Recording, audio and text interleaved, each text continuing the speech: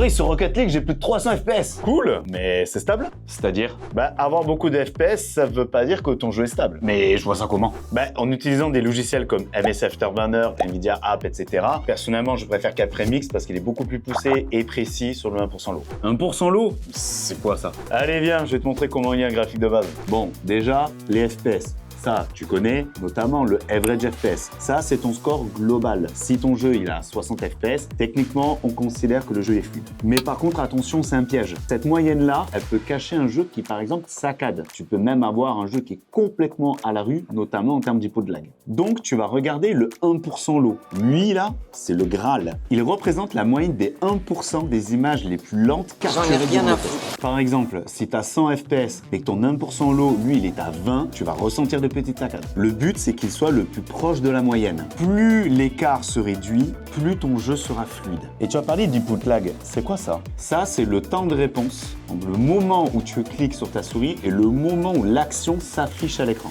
Et elle se mesure en ms. Si tu es en dessous de 20 ms, c'est impeccable. Par exemple, pour l'e-sport, nickel. Mais au-dessus de 50-60 ms, là, par contre, tu vas ressentir de la lourdeur. Exemple, ton personnage, tu auras l'impression qu'il fait 3,5 tonnes. Et bien évidemment, il faut regarder les températures, l'utilisation CPU-GPU, la fréquence, etc. Mais si tu veux, la prochaine fois, je te l'expliquerai. Si vous aussi, ça vous intéresse.